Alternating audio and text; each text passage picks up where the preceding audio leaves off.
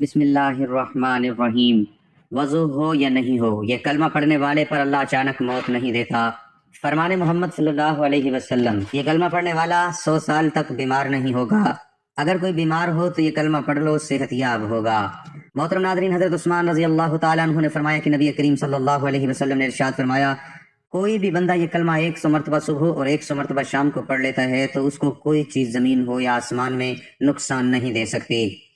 اس کلمے میں ایک روحانی حصار ہے، ایک نورانی ڈھال ہے جو بندے کے گناہ ہوں، جنات ہو یا جادو ہو یا نظر بد ہو، یہ اچانک موت کا خوف ہو، جب یقین کے ساتھ اس تسبیح کو صبح اور شام پڑھ لیتا ہے تو اللہ تعالیٰ اسے ایسی حفاظت عطا فرماتا ہے جو بندے کے وہم و گمان میں بھی نہیں ہوتی۔ یہ تسبیح بندے کے گرد ایک ایسا نورانی کلا بناتی ہے کہ شیطان 1000 بار کوشش کرے مگر قریب بھی نہیں آ سکتا۔ اس تسبیح کے ساتھ جو دن طلوع ہوتا ہے وہ دن بندے کے لیے حفاظت کی ضمانت لے کر آتا ہے، اور جس رات میں یہ تسبیح پڑھی جائے اس رات اچانک موت کا سایہ بھی قریب نہیں آ سکتا۔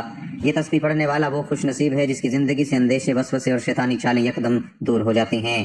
یہ تسبیح دنیا کے ہر خوف پر غالب ہے۔ اس تسبیح کے ساتھ دل کو سکون ملتا ہے، رزق میں برکت آتی ہے، دشمن زیر ہو جاتے ہیں اور دل کا خوف اللہ کی رحمت سے بدل جاتا ہے۔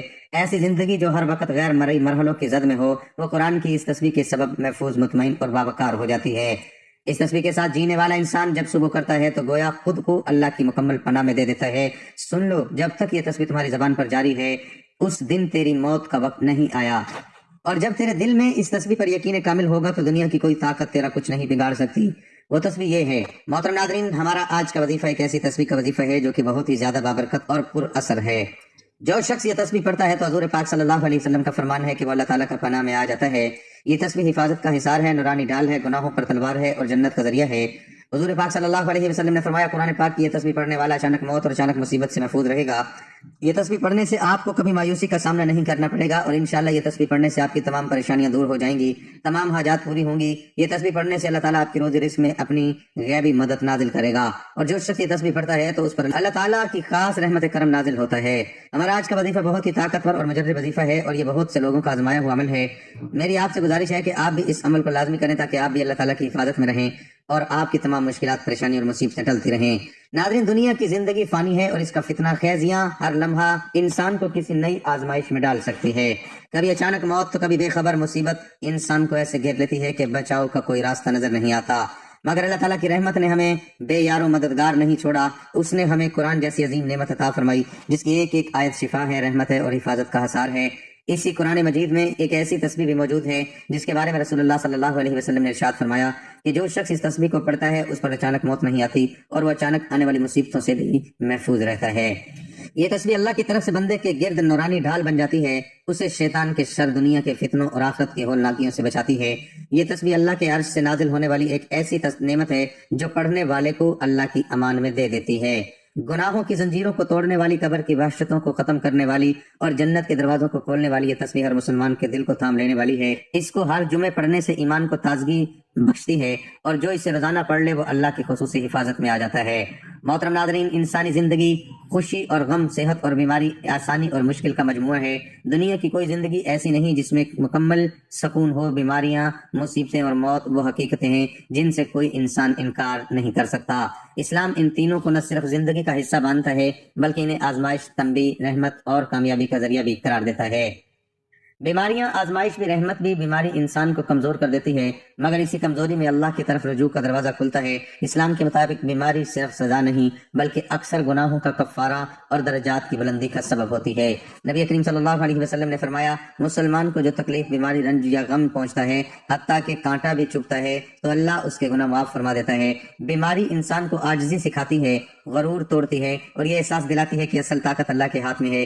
صحت مند انسان اکثر غفلت میں مبتلا ہو جاتا ہے، جبکہ بیمار دل سے دعا کرتا ہے، آنکھوں میں آنسو اور زبان پر اللہ کا نام ہوتا ہے۔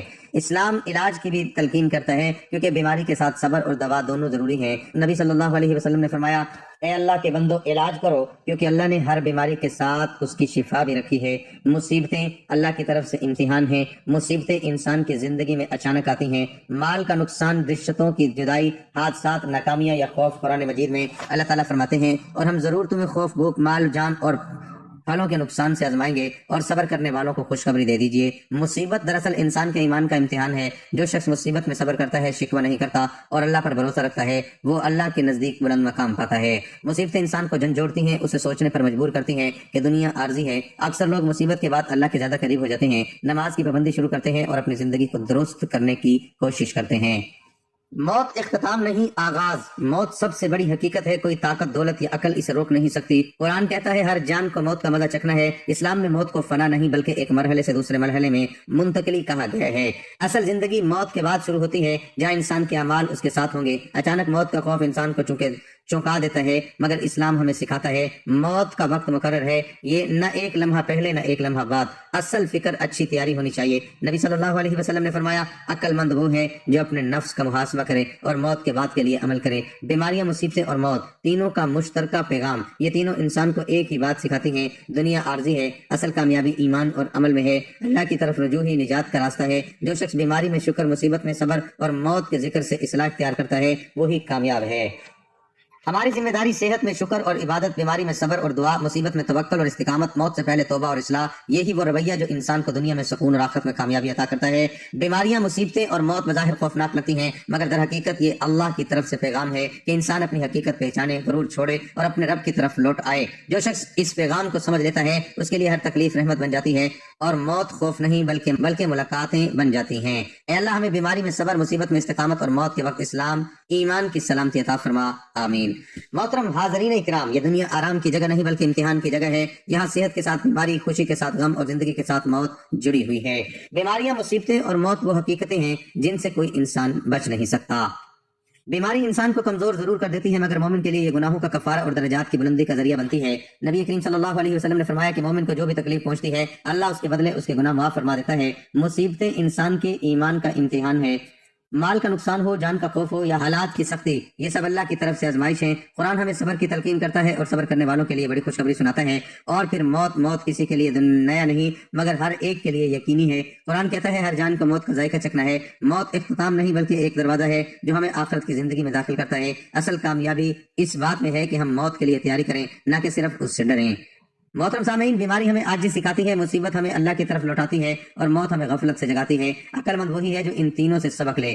آئیے ہم عہد کریں، صحت میں شکر کریں، بیماری میں صبر کریں، مصیبت میں اللہ پر بھروسہ رکھیں اور موت سے پہلے اپنے اعمال درست کریں۔ اے اللہ ہمیں بیماری میں صبر اور مصیبت میں سے استقامت اور موت کے وقت ایمان کی سلامتی عطا فرما، آمین۔ انسانی زندگی میں خیر و شر ہمیشہ سے ساتھ ساتھ رہے ہیں۔ دنیا میں جہاں نیکی، محبت اور امن ہے، وہیں حسد، بغض، دشمنی، نظر بد اور شیطانی وسوسے بھی موجود ہیں۔ ایسے میں ہر انسان کی یہ فطری خواہش ہوتی ہے کہ وہ خود بھی اور اس کے اہل خانہ بھی ہر قسم کے شر سے محفوظ رہیں۔ اسلام ایک مکمل ضابطہ حیات ہے جو ہمیں نہ صرف شر سے بچنے کا شعور دیتا ہے بلکہ اس سے حفاظت کی عملی طریقے بھی سکھاتا ہے۔ شر سے حفاظت کا سب سے مضبوط ذریعہ اللہ تعالیٰ پر کامل یقین اور بھروسہ ہے۔ جب انسان یہ مان لیتا ہے کہ نفع نقصان صرف اللہ کے ہاتھ میں ہے تو اس کا دل خوف اور بے چینی سے آزاد ہو جاتا ہے۔ قرآن کریم میں اللہ تعالیٰ نے ہمیں بار بار اپنی پناہ میں آنے کی تلقین فرمائی۔ سورۃ فلق اور سورۃ الناس خاص طور پر ہر قسم کے ظاہری اور باطنی شر سے حفاظت کے لیے نازل کی گئی۔ نماز کی پابندی شر سے بچاؤ کا ایک اہم ذریعہ ہے۔ نماز انسان کو گناہوں، برے خیالات اور غلط اعمال سے روکتی ہے۔ اسی طرح آیت الکرسی کی تلاوت، صبح و شام کے اذکار اور مسنون دعائیں انسان کے گرد ایک روحانی حصار قائم کر دیتی ہیں جس سے شیطانی اثرات اور برے ارادے رکھنے والے لوگ نقصان نہیں پہنچا سکتے۔ شر سے حفاظت کے لیے اخلاقی کردار بھی نہایت ضروری ہیں۔ سچائی، صبر، درگزر اور حسن اخلاق انسان کو بہت سی دشمنی اور فتنوں سے بچا لیتے ہیں۔ جو شخص خود کسی کا برا نہیں چاہتا، اللہ تعالیٰ بھی اسے دوسروں کے شر سے محفوظ رکھتا ہے۔ حسد، غصہ اور تکبر جیسے منفی جذبات انسان کو کمزور کر دیتے ہیں، اس لیے ان سے بچنا بھی حفاظت کا ایک اہم پہلو ہے۔ آخر میں یہ بات یاد رکھنی چاہیے، شر سے مکمل حفاظت صرف اسی صورت میں ممکن ہے جب انسان ظاہری تدبیروں کے ساتھ ساتھ اللہ تعالیٰ سے مسلسل دعا کرتا رہے۔ دعا مومن کا سب سے طاقتور ہتھیار ہے۔ جو شخص اللہ سے مانگتا ہے، اللہ اسے کبھی خالی ہاتھ نہیں لوٹاتا۔ اللہ تعالیٰ ہم سب کو ہر قسم کے شر سے محفوظ رکھے اور اپنی پناہ میں رکھے، آمین۔ محترم ناظرین، انسان کی زندگی مختلف آزمائشوں سے بھری ہوئی ہے۔ بعض اوقات یہ آزمائش بیماری، خوف، دشمنی، حسد یا نظر بد کی صورت میں سامنے آتی ہے۔ ان حالات میں سب سے اہم چیز یہ ہے کہ انسان ہر حال میں اللہ تعالیٰ کی حفاظت پر یقین رکھے، کیونکہ اصل محافظ وہی ذات ہے جو پوری کائنات کی مالک ہے۔ اسلام ہمیں یہ سکھاتا ہے کہ شر سے بچنے کے لیے صرف ظاہری تدابیر کافی نہیں ہوتی بلکہ روحانی حفاظت بھی بے حد ضروری ہے۔ قرآن پاک میں تلاوت خاص طور پر آیت الکرسی اور معوذتین، سورۃ فلق اور سورۃ الناس انسان کے دل کو سکون دیتی ہے اور اسے ہر قسم کے شر سے محفوظ رکھتی ہے۔ نبی کریم صلی اللہ علیہ وسلم صبح و شام ان صورتوں کا اہتمام فرمایا کرتے تھے جو ہمارے لیے بہترین نمونہ ہیں۔ شر سے حفاظت کے لیے دعا کا سہارا لینا نہایت مؤثر ہے۔ جب انسان عاجزی کے ساتھ اللہ کے سامنے ہاتھ پھیلاتا ہے تو اللہ تعالیٰ اس کی مدد فرماتا ہے۔ باقاعدگی سے اذکار کرنا، درود شریف پڑھنا اور اللہ کے ناموں کا ورد کرنا دل کو مضبوط اور شیطانی اثرات سے محفوظ رکھتا ہے۔ اچھے اخلاق بھی شر سے بچاؤ میں اہم کردار ادا کرتے ہیں۔ نرم گفتگو، صبر و برداشت اور دوسروں کو معاف کرنے کی عادت انسان کو بہت سی دشمنی اور برائیوں سے بچا لیتی ہے۔ جو شخص خود کسی کے لیے نقصان کا سبب نہیں بنتا، اللہ تعالیٰ اسے دوسروں کے نقصان سے بھی محفوظ رکھتا ہے۔ آخر کار ہمیں یہ سمجھ لینا چاہیے کہ ہر مشکل اور ہر شر کا حل اللہ تعالیٰ کی پناہ میں آنے میں ہے۔ جو شخص سچے دل سے اللہ پر توکل کرتا ہے وہ کبھی اکیلا نہیں ہوتا۔ اللہ تعالیٰ ایسے لوگوں کی حفاظت فرماتا ہے جو انہیں امن و امان عطا کرتا ہے۔ اللہ تعالیٰ ہم سب کو ہر طرح کے شر، فتنوں اور آزمائشوں سے محفوظ رکھے، آمین۔ قرآن مجید ہمیں بار بار اس بات کی طرف متوجہ کرتا ہے کہ انسان کی اصل کامیابی اس کے سکون قلب، اس کا رزق اور اس کی نجات کسی ظاہری سبب کی مرہون منت نہیں، بلکہ اس رب کے ساتھ مضبوط تعلق میں پوشیدہ ہے جو زمین و آسمان کا مالک ہے۔ اللہ تعالیٰ فرماتا ہے الا بذکر اللہ تطمئن القلوب، یعنی دلوں کا حقیقی اطمینان اللہ ہی کے ذکر میں ہے، اور یہی وہ بنیاد ہے جس پر بندے کی پوری زندگی استوار ہوتی ہے۔ ایک اور مقام پر ارشاد فرمایا فَاعْلَمُوا أَنَّهُ لَا إِلَٰهَ إِلَّا هُوَ، جس سے واضح ہوتا ہے کہ سب سے پہلی اور سب سے بڑی معرفت اللہ کی وحدانیت کو پہچاننا ہے، کیونکہ یہی معرفت انسان کو زمین سے آسمان تک عزت عطا کرتی ہے۔ یہی وہ حقیقت ہے جسے قرآن نے کلمہ طیبہ کے نام سے تعبیر کیا، اور اس کی مثال ایک ایسے پاکیزہ درخت سے دی جس کی جڑ مضبوط اور شاخیں آسمان میں ہے۔ فرمایا اس مثال سے معلوم ہوتا ہے کہ یہ کلمہ محض زبان کا ورد نہیں، بلکہ ایک ایسا عقیدہ اور ایسا ذکر ہے جو انسان کی پوری زندگی کو مضبوط بنیاد فراہم کرتا ہے، اور اس کے اثرات آسمانوں تک پہنچتے ہیں۔ اللہ تعالیٰ مزید فرماتا ہے یثبت اللہ الذین آمنوا بالقول الثابت فی الحیات الدنیا وفی الآخرہ، یعنی اللہ ایمان والوں کو ایک مضبوط قول کے ذریعے دنیا اور آخرت دونوں میں ثابت قدم رکھتا ہے۔ یہی ثابت قدمی دراصل وہ کنجی ہے جس سے زمین و آسمان کے خزانے کھلتے ہیں۔ نبی کریم صلی اللہ علیہ وسلم کی احادیث میں اس حقیقت کو نہایت واضح انداز میں بیان کیا گیا ہے۔ آپ صلی اللہ علیہ وسلم نے فرمایا سب سے افضل ذکر وہ ہے جسے میں نے اور مجھ سے پہلے انبیاء نے کہا۔ اس حدیث سے معلوم ہوتا ہے کہ تمام انبیاء علیہ السلام کی دعوت ایک ہی بنیادی حقیقت پر قائم تھی، اور اسی حقیقت کو زبان اور دل سے ماننا ہی اصل فضیلت ہے۔ ایک اور حدیث میں رسول اللہ صلی اللہ علیہ وسلم نے فرمایا جو بندہ اپنے رب کے ذکر میں مشغول رہتا ہے اللہ تعالیٰ اس کے دل کو غنا عطا فرماتا ہے، یعنی ذکر انسان کو اندرونی طور پر اتنا مضبوط بنا دیتا ہے کہ وہ ظاہری اسباب کا محتاج نہیں رہتا۔ صحیح مسلم کی حدیث میں ہے اللہ تعالیٰ فرماتا ہے میں اپنے بندے کے گمان کے مطابق ہوں، اور جب وہ میرا ذکر کرتا ہے تو میں اس کے ساتھ ہوتا ہوں، جسے معلوم ہوتا ہے کہ ذکر کرنے والا بندہ تنہا نہیں رہتا بلکہ رب کی معیت اسے نصیب ہوتی ہے۔ قرآن کریم میں ایک اور جگہ ارشاد فرمایا وَمَن يَتَّقِ اللَّهَ يَجْعَل لَّهُ مَخْرَجًا وَيَرْزُقْهُ مِنْ حَيْثُ لَا يَحْتَسِبُ، یعنی جو اللہ سے ڈر جائے اللہ اس کے لیے راستہ بنا دیتا ہے اور اسے وہاں سے رزق دیتا ہے جہاں سے اسے گمان بھی نہیں ہوتا۔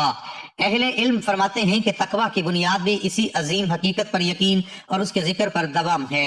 یہی وجہ ہے کہ جو شخص چلتے پھرتے اٹھتے بیٹھتے اللہ کو یاد رکھتا ہے اس کے لیے رزق کے دروازے کھل جاتے ہیں، مشکلات آسان ہو جاتی ہیں، اور وہ دل میں ایسا سکون پیدا ہوتا ہے جو دنیا کی کسی نعمت سے حاصل نہیں ہو سکتا۔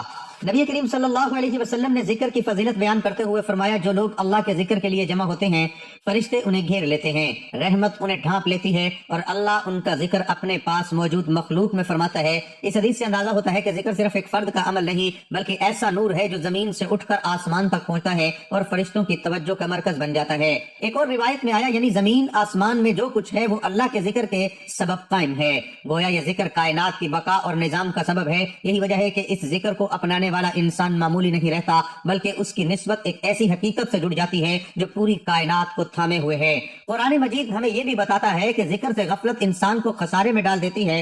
فرمایا یعنی جو اللہ کو بھول جاتے ہیں اللہ انہیں خود ان کا آپ بھلا دیتا ہے، اس کے برعکس جو اللہ کو یاد رکھتے ہیں وہ اپنی پہچان پا لیتے ہیں اور دنیا و آخرت دونوں میں سرخرو ہوتے ہیں۔ اسی حقیقت کو نبی کریم صلی اللہ علیہ وسلم نے یوں بیان فرمایا زندہ اور مردہ کی مثال اس شخص کی سی ہے جو اپنے رب کا ذکر کرتا ہے اور اس کی جو ذکر نہیں کرتا، یعنی ذکر دلوں کو زندہ کر دیتا ہے اور غفلت انہیں مردہ بنا دیتی ہے۔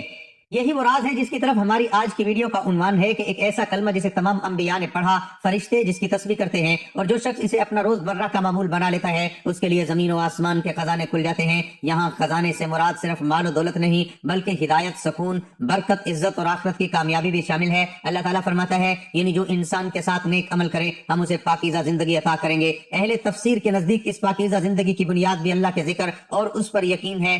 محترم ناظرین، حضرت عثمان رضی اللہ تعالیٰ عنہ نے فرمایا کہ نبی کریم صلی صلی اللہ علیہ وسلم نے ارشاد فرمایا کوئی بھی بندہ یہ تسبیح ایک مرتبہ صبح اور ایک مرتبہ شام کو پڑھ لیتا ہے اس کو کوئی چیز زمین ہو یا آسمان میں نقصان نہیں دے سکتی۔ اس تسبیح میں ایک روحانی حصار ہے، ایک نورانی ڈھال ہے جو بندے کے گناہ ہو، جنات ہو یا جادو ہو یا نظر بد ہو یا اچانک موت کا خوف ہو، جو بندہ یقین کے ساتھ اس تسبیح کو صبح اور شام کو پڑھ لیتا ہے تو اللہ تعالیٰ اسے ایسی حفاظت عطا فرماتا ہے جو بندے کے وہم و گمان میں بھی نہیں ہوتا۔ یہ کلمات بندے کے گرد ایک ایسا نورانی کلا بنا دیتے ہیں کہ شیطان ہزار بار کوشش کرے مگر قریب بھی نہیں آ سکتا۔ اس تسبیح کے ساتھ جو دن طلوع ہوتا ہے وہ دن بندے کے لیے حفاظت کی ضمانت لے کر آتا ہے، اور جس رات میں یہ تسبیح زبان پر ہوگی اس رات اچانک موت کا سایہ بھی قریب نہیں آ سکتا۔ یہ تسبیح پڑھنے والا وہ خوش نصیب ہے جس کی زندگی سے اندیشے، وسوسے اور شیطانی چالیں یکدم دور ہو جاتی ہیں۔ یہ تسبیح دنیا کے ہر خوف پر غالب ہے، اس کے ساتھ دل کو سکون ملتا ہے، رزق میں برکت آتی ہے، دشمن زیر ہو جاتے ہیں اور دل کا خوف اللہ کی رحمت سے بدل جاتا ہے۔ اس تسبیح کے ساتھ جینے والا انسان جب صبح تسبیح کرتا ہے تو گویا خود کو اللہ کی مکمل پناہ میں دے دیتا ہے۔ محترم ناظرین، حضرت عثمان رضی اللہ تعالیٰ عنہ کی زبان پر اکثر ایک دعا جاری رہتی تھی جو رسول اللہ صلی اللہ علیہ وسلم نے سکھائی تھی۔ حضرت عثمان رضی اللہ تعالیٰ عنہ نے فرمایا کہ میں نے نبی کریم صلی اللہ علیہ وسلم کو یہ فرماتے ہوئے سنا کہ جو شخص صبح کے وقت 100 مرتبہ اور شام کے وقت 100 مرتبہ یہ دعا پڑھ لے تو اسے کوئی بھی آنے والی مصیبت نقصان نہیں دے سکتی۔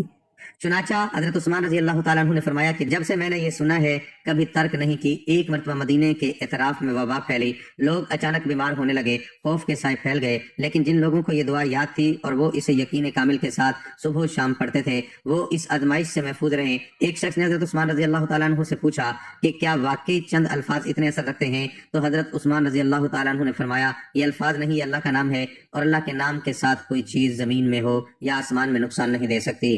یہ صرف کلمہ نہیں بلکہ ایک روحانی حصار ہے۔ جب بندہ یقین کامل کے ساتھ اللہ کے اس نام کو اور قرآن مجید کی اس صورت کو صبح اور شام کا ساتھی بناتا ہے تو اللہ تعالیٰ اسے ایسی حفاظت عطا فرماتا ہے جو بندے کے وہم و گمان میں بھی نہیں ہوتی۔ حضرت عثمان رضی اللہ تعالیٰ عنہ کا یہ عمل نہ صرف ان کے لیے باعث حفاظت بنا بلکہ امت کے لیے بھی ایک ایسا خزانہ چھوڑ گیا جو قیامت تک محفوظ رہے گا۔ محترم ناظرین، اب ہم وظیفے کی جانب چلتے ہیں۔ وہ کون سی تسبیح ہے جو آپ نے پڑھنی ہے؟ تو میں آپ کو ویڈیو میں بتانے لگا ہوں۔ آپ نے سب سے پہلے حضور پاک صلی اللہ علیہ وسلم کی ذات اقدس پر درود پاک کا نذرانہ پیش کرنا ہے۔ درود پاک آپ کوئی سا بھی پڑھ سکتے ہیں، ایک بار ثواب کی نیت سے میرے ساتھ بھی درود پاک پڑھ لیں۔